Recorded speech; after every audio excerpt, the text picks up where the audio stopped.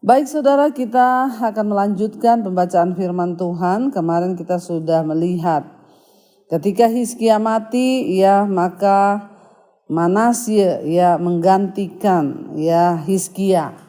Manasye anak Hizkia ini raja yang sangat jahat.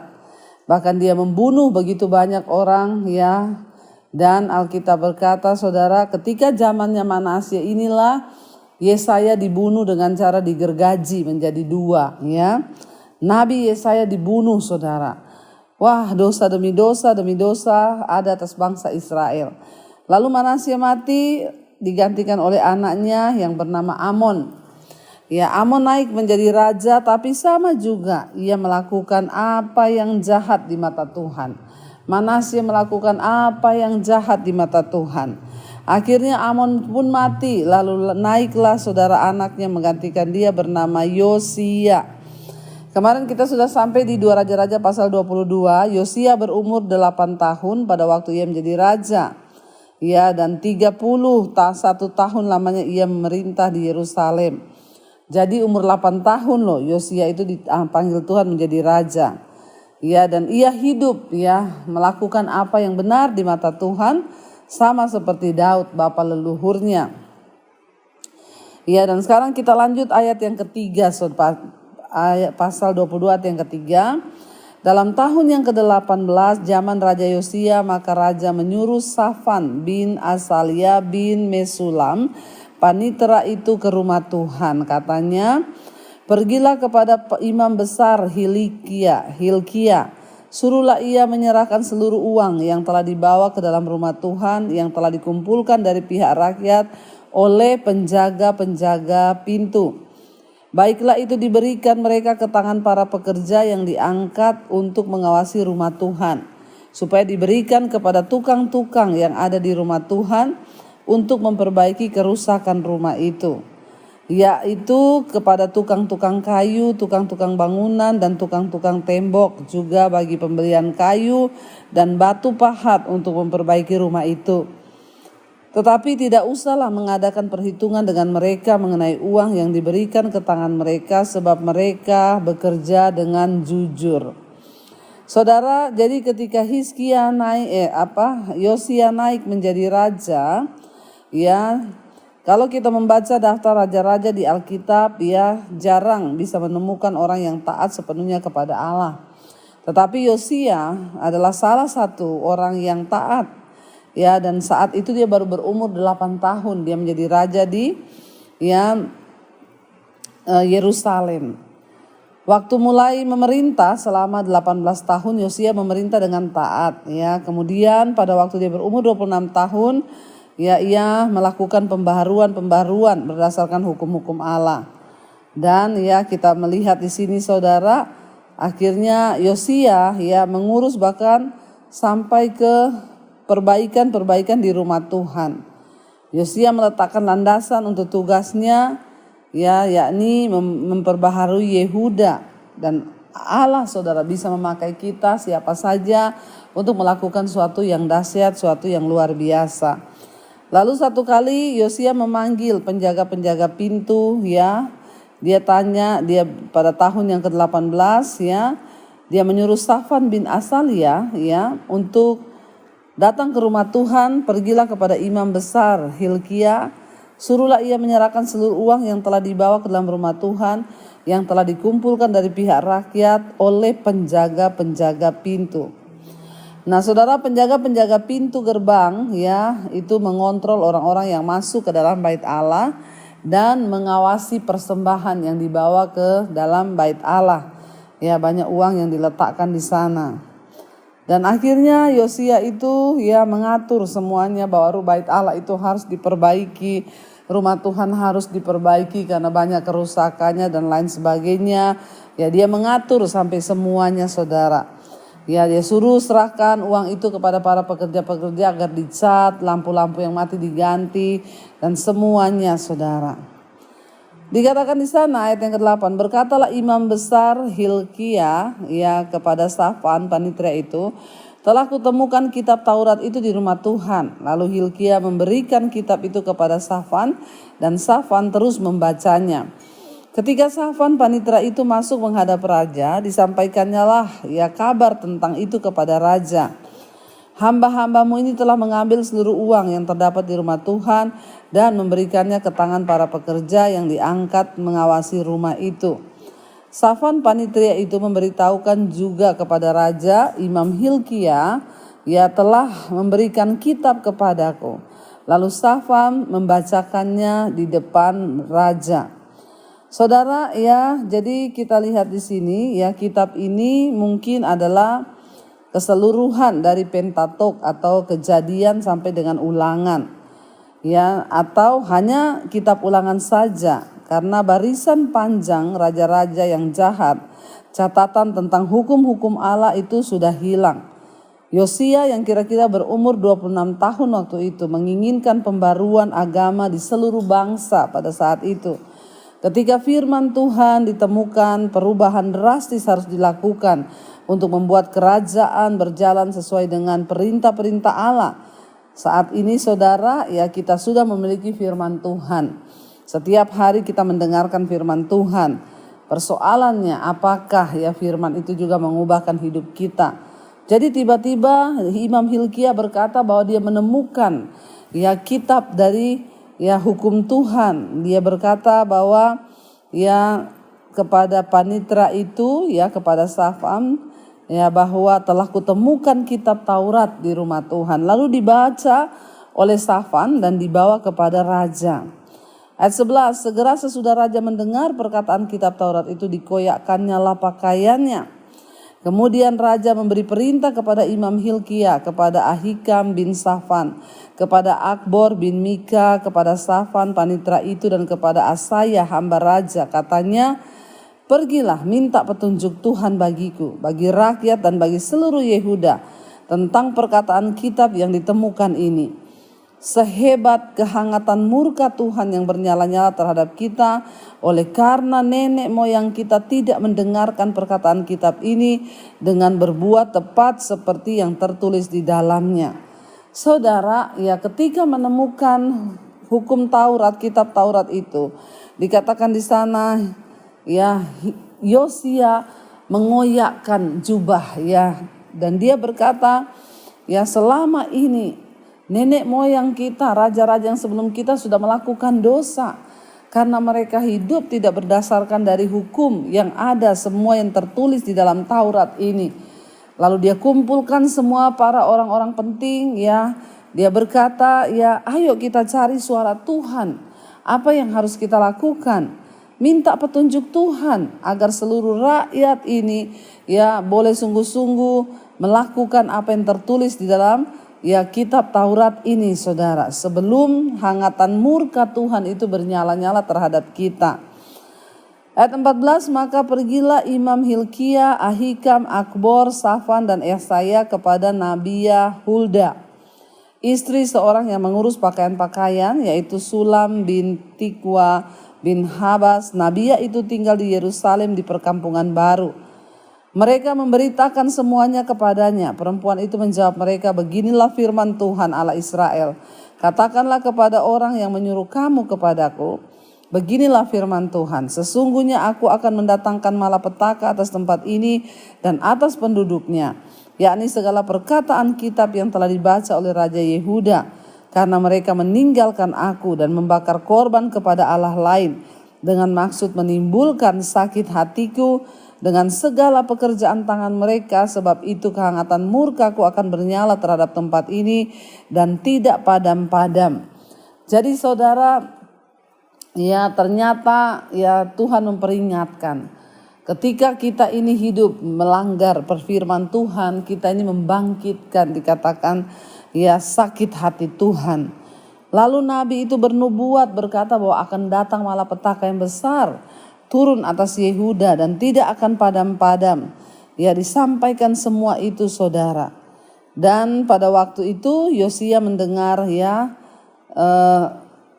membaca tentang kitab Taurat itu, dia mengoyakkan pakaiannya dengan hancur hati ya. Dia segera mengadakan pembaruan, hanya dengan sekali membaca hukum Allah saja. Yosia itu menangkap isi hati Tuhan, mengoyakkan jubahnya, Bahkan Yosia langsung ingin mengubah jalan bangsa Israel, saudara. Ya, dan kita melihat, saudara, ya, hari-hari ini kita ini membaca firman Tuhan, apakah itu mengubah hidup kita atau tidak. Yosia langsung suruh cari seorang nabi yang bisa menyatakan kepada kita apa kerinduan hati Tuhan. Dan Hulda itu seorang nabi, ya, seperti halnya Miriam, ya, dan Deborah. Allah bisa memakai siapa saja hamba-hambanya untuk melaksanakan kehendaknya, kaya atau miskin, laki atau perempuan, raja atau budak. Dan Hulda benar-benar sangat dihormati oleh orang-orang pada zamannya itu. Dia berkata kepada, ya, mereka katakan bahwa akan ada murka yang menyala dan tidak akan padam. Ayat yang ke-18, tetapi ya kepada Raja Yehuda yang telah menyuruh kamu untuk meminta petunjuk Tuhan, harus kamu katakan demikian. Beginilah firman Tuhan Allah Israel mengenai perkataan yang telah kudengar itu. Oleh karena engkau sudah menyesal dan engkau merendahkan diri di hadapan Tuhan pada waktu engkau mendengar hukuman yang kufirmankan terhadap tempat ini dan terhadap penduduknya, bahwa mereka akan mendahsyatkan dan menjadi kutuk. Dan oleh karena engkau mengoyakkan pakaianmu dan menangis di hadapanku, aku pun telah mendengarnya. Demikianlah firman Tuhan. Sebab itu sesungguhnya aku akan mengumpulkan engkau pada nenek moyangmu, dan engkau akan dikebumikan ke dalam kuburmu dengan damai. Dan matamu tidak akan melihat segala malapetaka yang telah kudatangkan atas tempat ini. Lalu mereka menyampaikan itu kepada raja. Saudara, ya, Tuhan akan mendatangkan penghukuman atas, ya, Yerusalem. Tetapi Tuhan berkata, karena Raja Yosia melakukan apa yang benar, dia mengoyakkan pakaiannya, dia dengan hancur hati, ia memohon belas kasihan Tuhan, bahkan dia suruh cari cepat nabi yang bisa menyatakan kepada kita.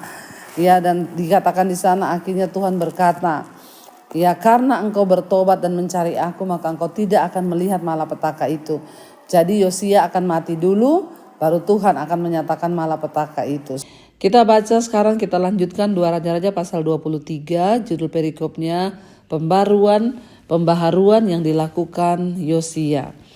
Ayat yang pertama, 2 Raja-Raja 23. Sesudah itu raja menyuruh orang mengumpulkan semua tua-tua Yehuda dan Yerusalem. Kemudian pergilah raja ke rumah Tuhan dan bersama-sama dia semua orang Yehuda dan semua penduduk Yerusalem, para imam, para nabi dan seluruh orang awam, dari yang kecil sampai yang besar. Dengan didengar mereka, ia membacakan segala perkataan dari kitab perjanjian yang ditemukan di rumah Tuhan itu. Sesudah itu berdirilah raja dekat tiang dan diadakannyalah perjanjian di hadapan Tuhan untuk hidup dengan mengikuti Tuhan dan tetap menuruti perintah-perintahnya, peraturan-peraturannya dan ketetapan-ketetapannya dengan segenap hati dan dengan segenap jiwa, dan untuk menepati perkataan perjanjian yang tertulis dalam kitab itu, dan seluruh rakyat turut mendukung perjanjian itu. Saudara, kita lihat, ya, ketika Yosia membaca isi dari hukum, ya, kitab Taurat yang ditemukan itu, dia, ya, memanggil seluruh rakyatnya, ya, berkumpul, ayo datang semua, yang tua, yang muda, yang miskin, yang kaya, semua dipanggil, ya. Lalu pergilah Yosia ke rumah Tuhan bersama-sama dengan semua orang Yehuda, penduduk Yerusalem, imam, nabi, orang awam, ya, semua dipanggil, rakyatnya semua, besar kecil semua. Untuk apa, saudara? Ya, dikatakan di sana untuk mendengar, ia membacakan segala perkataan dari kitab perjanjian yang ditemukan di rumah Tuhan itu. Yosia mengumpulkan seluruh rakyatnya untuk apa? Membacakan firman Tuhan, membacakan kitab Taurat yang ditemukan. Dia ingin semua orang mendengar tentang peraturan Tuhan. Yosia ingin semua orang tahu jalan-jalan Tuhan. Dia ingin agar semua rakyatnya tahu akan jalan kebenaran. Yosia ingin firman Tuhan itu didengar, ditanggapi, bahkan diresponi oleh rakyatnya. Ya, ayat yang tadi katakan dia berdiri dekat tiang dan diadakannyalah perjanjian di hadapan Tuhan. Setelah Dia membacakan seluruh isi dari kitab Taurat itu. Lalu dia membuat perjanjian. Dia memperbaharui lagi perjanjian antara orang Israel dengan Tuhan di hadapan Tuhan. Apa isi perjanjian itu? Untuk hidup mengikuti Tuhan dan tetap menuruti perintah-perintahnya dan peraturan-peraturannya dan ketetapan-ketetapannya dengan segenap hati dan dengan segenap jiwa untuk menepati perkataan perjanjian yang tertulis dalam kitab itu, dan seluruh rakyat turut mendukung perjanjian itu. Luar biasa saudara Raja Yosia. Dia membacakan itu firman Tuhan, lalu dia bilang, ayo kita bikin perjanjian di hadapan Tuhan. Perjanjian apa? Bahwa kita akan mengikuti Tuhan, bahwa kita akan berjalan sesuai dengan perintah-perintahnya, bahwa kita akan menuruti segala peraturan-peraturannya. Saudara ya, Yosia tahu banget bahwa hanya dekat dengan Tuhan kita ini dapat bisa melihat semua hal-hal yang terbaik dari Tuhan. Dia tahu bahwa dengan berjanji di hadapan Tuhan, maka berkat akan diraih oleh bangsanya dan bukannya kutuk, saudara ya. Kita belajar dari Yosia hari ini betapa dia punya iman yang luar biasa. Dia ingin terus agar bangsa itu hidup menyenangkan hati Tuhan. Dia suruh semua rakyat untuk ikut sungguh-sungguh melakukan perjanjian di hadapan Tuhan. Perjanjiannya apa? Agar mereka hidup mengikuti tuntunan firman Tuhan. Ayat 4, Raja memberi perintah kepada imam besar Hilkia dan kepada para imam tingkat 2 dan kepada para penjaga pintu untuk mengeluarkan dari bait Tuhan segala perkakas yang telah dibuat untuk Baal dan Asyera dan untuk segala tentara langit. Lalu dibakarnyalah semuanya itu di luar kota Yerusalem, di padang-padang Kidron, dan diangkutnya abunya ke Betel. Saudara lihat, kita tahu bersama bahwa nenek moyang daripada Yosia, kakek-kakeknya, ayahnya dulu itu pernah mereka meletakkan, apalagi ketika zaman Raja Ahaz, papahnya Hizkia, dialah yang pertama kali membawa masuk penyembahan berhala itu, Baal Asyera dibawa masuk. Bahkan segala pemujaan untuk dewa langit dan lain sebagainya dibawa masuk ke dalam rumah Tuhan.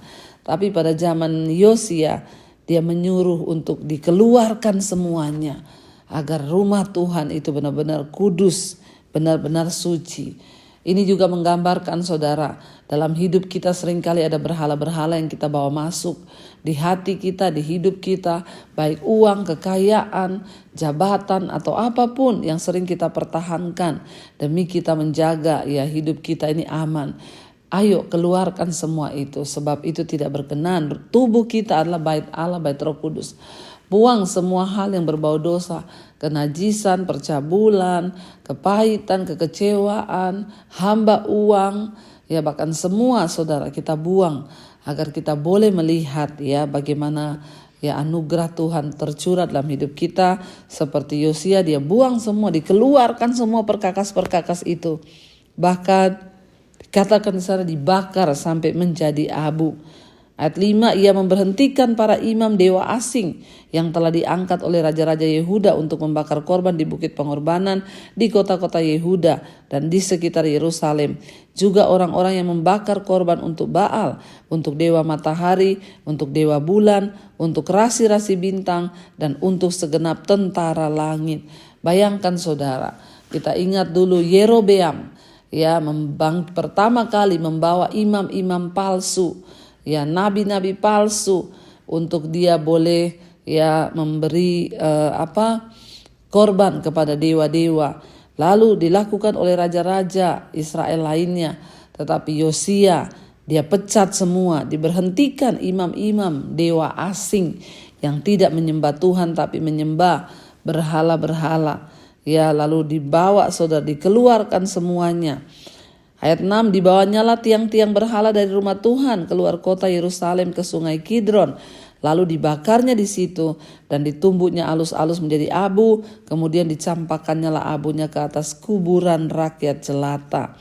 Ya, ayat 7, ia merobohkan petak-petak pelacuran bakti yang ada di dalam rumah Tuhan, tempat orang-orang perempuan bertenun sarung untuk Asyera. Dihancurkan semua, dosa-dosa dibuang, pelacuran, persinahan, semua ya dibuang saudara. Penyembahan-penyembahan berhala dibuang. Ya, semua saudara dihancurkan oleh Yosia. Ayat 8, disuruhnyalah datang semua imam dari kota-kota Yehuda, lalu ia menajiskan bukit-bukit pengorbanan tempat para imam itu membakar korban dari Geba sampai Berseba. Dirobohkannyalah pula bukit-bukit pengorbanan di pintu-pintu gerbang yang ada dekat lubang pintu gerbang Yosua, penguasa kota itu, yang ada pada sebelah kiri kalau orang memasuki pintu gerbang kota itu. Tetapi para imam bukit-bukit pengorbanan itu tidak boleh naik ke mezbah Tuhan di Yerusalem. Hanya mereka boleh memakan roti yang tidak beragi di tengah-tengah saudara-saudara mereka. Ia menajiskan juga Tofet yang ada di lembah Ben Hinnom, supaya jangan orang mempersembahkan anak-anaknya sebagai korban dalam api untuk dewa. Saudara, lalu Yosia menyatakan najis semua berhala-berhala itu. Dulu semua yang najis dibawa masuk untuk disembah. Tapi ketika Yosia naik menjadi raja, dia menajiskan semua itu. Tidak boleh lagi orang ke situ karena kamu akan najis ketika kamu datang ke tempat penyembahan berhala itu. Saudara, ya akhirnya Yosia, ya kita lihat dia menjadi orang yang dibela Tuhan. Ya, bahkan dia tidak menyaksikan malapetaka atas bangsanya. Mari kita sungguh-sungguh menjadi orang-orang yang terus hidup bagi kebenaran dan membela kebenaran, saudara. Mari kita tundukkan kepala, kita berdoa. Terima kasih Bapa, kami bersyukur, kami punya Tuhan yang ajaib, yang dahsyat, yang luar biasa. Kau terus berbicara kepada kami lewat kebenaran firman-Mu Tuhan. Ajar kami untuk terus hidup berpegang pada kebenaran-kebenaran-Mu Bapa. Kami berdoa dalam nama Tuhan Yesus. Biarlah Tuhan Engkau sendiri yang terus membawa hidup kami semakin dekat dengan Tuhan. Tolong setiap anak-anak-Mu yang dalam persoalan yang berat, yang sedang terbaring sakit Engkau sembuhkan, yang terlilit dengan segala dosa-dosa, ikatan kuasa gelap diperhamba, kami lepaskan dalam nama Tuhan Yesus.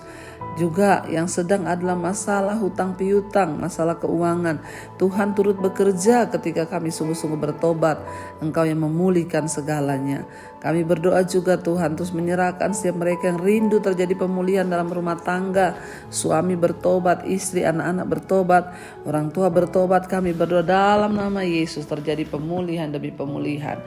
Kami berucap syukur apapun persoalan masalah yang kami hadapi. Kami percaya satu hal, di dalam nama Yesus ada jalan keluar. Karena itu Bapak Ibu, mari buka hati dan tanganmu. Terimalah kiranya berkat, rahmat, anugerah dari Allah Bapa, cinta kasih Tuhan Yesus Kristus, penyertaan Allah Roh Kudus turun atas hidup kita. Mulai hari ini bahkan sampai kali yang kedua Tuhan Yesus datang menjemput kita. Dan nama kita tercatat dalam kitab kehidupan. Dalam nama Tuhan Yesus yang percaya diberkati Tuhan, katakan bersama, amin, amin, amin. Tuhan Yesus memberkati, shalom dan Immanuel saudara.